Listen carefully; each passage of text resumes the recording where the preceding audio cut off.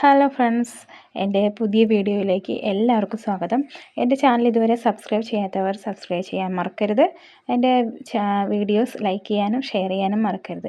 അപ്പോൾ ഇന്ന് നമ്മളൊരു സ്പെഷ്യൽ മുട്ടക്കറിയായിട്ട് വന്നിരിക്കുന്നത് ചപ്പാത്തി മുട്ടക്കറിയാണ്. അപ്പോൾ നമുക്ക് മുട്ടക്കറി ഉണ്ടാക്കാൻ വേണ്ടിയിട്ട് എന്തൊക്കെ വേണമെന്ന് നോക്കാം.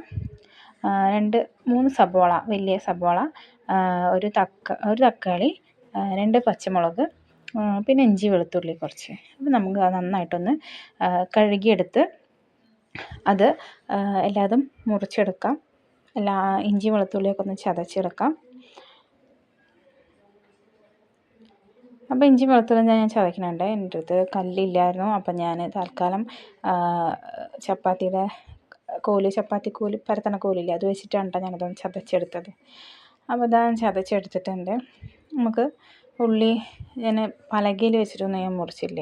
എൻ്റെ അടുത്ത് പലക ഉണ്ടായിരുന്നു, പക്ഷേ ഞാൻ കയ്യിൽ വെച്ചിട്ട് കുറച്ചും കൂടെ സ്പീഡിൽ എനിക്ക് മുറിക്കാൻ പറ്റും. അപ്പോൾ ഞാനത് അങ്ങനെയാണ് മുറിച്ചെടുത്തത്. അപ്പോൾ അത് മുറിച്ചെടുത്തിട്ടുണ്ട്. ഇതാ അതിൻ്റെ നടുക്കുള്ള കട്ടിയുള്ള ഭാഗം കളഞ്ഞിട്ട് നന്നായിട്ട് നൈസാക്കി സബോളയൊക്കെ ഒന്ന് മുറിച്ചെടുക്കാം. സബോള ഇതാ മുറിച്ചെടുത്തിട്ടുണ്ട്. ഇനി നമുക്ക് ബാക്കിയുള്ള സബോളയും കൂടി ഒന്ന് മുറിച്ചെടുക്കാം.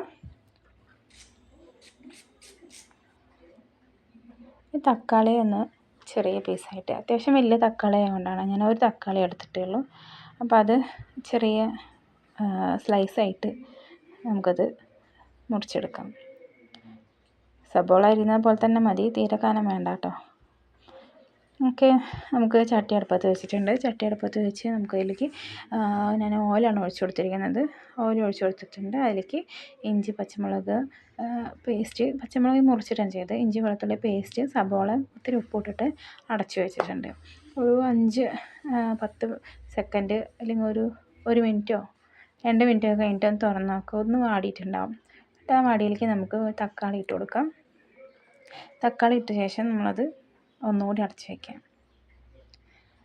അടച്ചു വെച്ചത് തക്കാളി ഒന്ന് നന്നായിട്ട് ആവി കയറിയിട്ട് അതിൻ്റെ തോലൊക്കെ വേറായി കിട്ടിയിട്ടുണ്ട്. അപ്പോൾ നമുക്ക് അതിലേക്ക് പൊടികളിട്ട് കൊടുക്കാം. 2 സ്പൂൺ മല്ലിപ്പൊടി, 1 സ്പൂൺ മുളക് പൊടി, 1/4 ടീസ്പൂൺ മഞ്ഞൾപ്പൊടിയാണ് ഞാൻ ഇട്ട് കൊടുത്തിരിക്കുന്നത്. നന്നായിട്ട് തീ ഒന്ന് ഫുള്ളാക്കിയതിന് ശേഷം അത് നന്നായിട്ടൊന്ന് ചൂടാക്കിയെടുക്കുക. പൊടി ഒന്ന് ചൂടാണ വരെ ഒന്ന് ഇളക്കിയെടുക്കാം. അതിലേക്ക് വെള്ളം ഒഴിച്ചു കൊടുക്കണം. വെള്ളം കുറച്ചും കൂടി അത്യാവശ്യം നിറയെ വെള്ളമായിരുന്നു കേട്ടെ. മുട്ട അതിൽ വേവാനുള്ളതാണ്. കുറച്ച് ചിക്കൻ മസാല ഇട്ട് കൊടുത്തിട്ടുണ്ട്. പിന്നെ പാകത്തിന് ഉപ്പ് പാകത്തിന് ഇട്ട് കൊടുക്കുക. എന്നിട്ട് ആ മസാല ഇട്ട ആ ഉള്ളി ഇതുള്ള കറിയിലേക്ക് നമുക്ക് മുട്ടേനെ പൊട്ടിച്ചൊഴിക്കാം. മുട്ട പുഴുങ്ങിയിട്ട് സാധാരണ ഇടാറുണ്ട്. ഇത് വെറൈറ്റി ആയിട്ട് ഞാൻ ആ മസാലയിൽ തന്നെ മുട്ട അങ്ങോട്ട് വെന്ത് കിട്ടിയാൽ നല്ല ടേസ്റ്റ് ആയിരിക്കും കേട്ടോ. നിങ്ങൾ ഇതുവരെ ഇങ്ങനെ ഒരു മുട്ടക്കറി ഉണ്ടാക്കിയിട്ടില്ലെങ്കിൽ നിങ്ങളെല്ലാവരും ഒന്ന് ട്രൈ ചെയ്ത് നോക്കണം. നല്ല ടേസ്റ്റാണ്.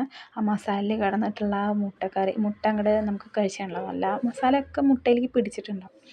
മുട്ട പൊട്ടിച്ച് വെച്ചിട്ട് ഞാനത് അടച്ചു വെച്ച് ശരി, ഇതാ മുട്ടയുടെ വെന്ത് വന്നിട്ടുണ്ട്. നമുക്കതിന് അത് മറിച്ചിട്ട് വേവിക്കാം. നമ്മൾ ദോശയൊക്കെ മറിച്ചിട്ട് വേവിക്കില്ലേ, അതുപോലെ മറ്റേ സൈഡും കൂടെ ഒന്ന് വെന്ത് കിട്ടാൻ വേണ്ടിയിട്ട് നമുക്ക് മറിച്ചിട്ട് വേവിക്കാം. ഉണ്ടാവും, നമ്മൾ നേരത്തെ വെള്ളമൊക്കെ ഒഴിച്ചു കൊടുത്താണ്. പക്ഷേ ആ മുട്ട വേവാനുള്ള വെള്ളം തന്നെ അതിലുള്ളൂ കേട്ടോ. അപ്പോൾ ഞാൻ വീണ്ടും ഒന്ന് അടച്ചു വയ്ക്കുന്നുണ്ട്. അടച്ചു വെച്ച് കഴിഞ്ഞാൽ പെട്ടെന്ന് വെന്ത് കിട്ടും. അതിന് വേണ്ടിയിട്ടാണ് നമ്മൾ അടച്ചു വയ്ക്കുന്നത്. അപ്പോൾ കണ്ടോ, വെള്ളമൊക്കെ വറ്റി ആ മുട്ട കറക്റ്റ് വെന്ത് കിട്ടിയിട്ടുണ്ട്. കണ്ടോ, മുട്ട നല്ലോണം വെന്തു. അത് നമുക്ക് തുറന്ന് നോക്കി അറിയാൻ പറ്റും, ഉള്ളിലേക്ക് നല്ല വെന്തിട്ടുണ്ടാവും. ആ വെള്ളം വറ്റിയിട്ടുണ്ട്. അപ്പോൾ നല്ല ഡ്രൈ ആയിട്ട് ഉള്ളി റോസ്റ്റ് മുട്ടക്കറിയും കൂടിയിട്ട് ആയി കിട്ടിയിട്ടുണ്ട്. നമുക്ക് ചപ്പാത്തി ഉണ്ടാക്കാം. അപ്പം മുട്ടക്കറി അടിക്കട്ടെ, നമുക്ക് ചപ്പാത്തി ഉണ്ടാക്കാം. 2 ഗ്ലാസ് പൊടി എടുത്തിട്ട് അതിലേക്ക് കുറച്ച് ഉപ്പിട്ട് വെള്ളം ഒഴിച്ചിട്ട് കുഴച്ചെടുക്കാം. ചില സമയത്തൊക്കെ ഞാൻ ചൂടുവെള്ളത്തിലൊക്കെ കുഴച്ചെടുക്കാറുണ്ട്. ഇന്നിപ്പോൾ ഞാൻ പച്ചവെള്ളത്തിൽ തന്നെയാണ് ഗോതമ്പ് കുഴച്ചെടുക്കണത്. അപ്പോൾ നന്നായിട്ട് വെള്ളം ഒഴിച്ച് വെള്ളം അധികമായിട്ടുണ്ട്. അപ്പോൾ ഇത്തിരി പൊടി ഇട്ടിട്ട് നന്നായി കുഴച്ചെടുക്കുക. അപ്പോൾ ഞാൻ നന്നായിട്ട് കുഴച്ചെടുത്തിട്ടുണ്ട്. ഇനി നമുക്കതിനൊന്ന് ഉരുട്ടിയിട്ട് പരത്തിയെടുക്കാം. അപ്പോൾ ഞാൻ നല്ലോണം പൊടി ഇട്ട് തന്നെ പരത്തിയെടുക്കണം കേട്ടോ. കുറച്ച് വെള്ളം അധികമായിരുന്നു. അപ്പോൾ അത്യാവശ്യം നല്ലോണം പൊടി ഇട്ടിട്ട് ആ പൊടീനെ ഒന്ന് തട്ടിക്കളയാൻ വേണം. പരത്തൽ കഴിഞ്ഞ് കഴിഞ്ഞാൽ നമുക്ക് പൊടി ഒന്ന് തട്ടി മാറ്റണം കേട്ടോ.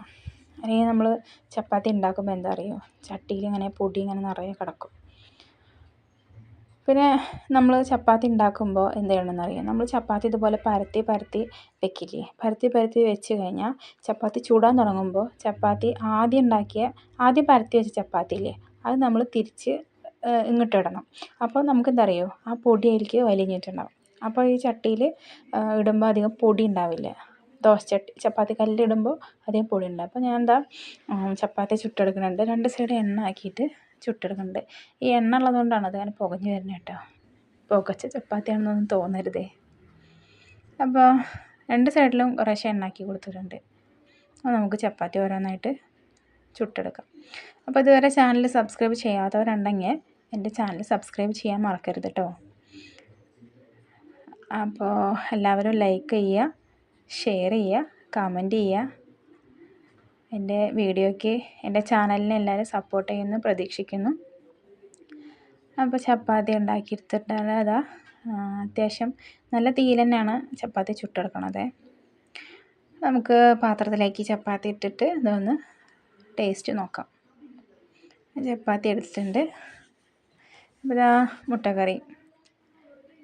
അപ്പോൾ ആ ഉള്ളി റോസ്റ്റിൽ വെന്ത മുട്ടയാണ്, നല്ല സൂപ്പർ ടേസ്റ്റാണ് കേട്ടോ. അപ്പോൾ നിങ്ങൾ വീട്ടിലിത് പരീക്ഷിച്ച് നോക്കുക. എന്നിട്ട് ഇഷ്ടമായെങ്കിൽ എല്ലാവരും കമൻറ്റ് ചെയ്യാൻ മറക്കരുത് കേട്ടോ. അപ്പോൾ ഇനി എൻ്റെ പുതിയ വീഡിയോയുമായിട്ട് വേഗം വരുന്നതാണ്. Okay, by.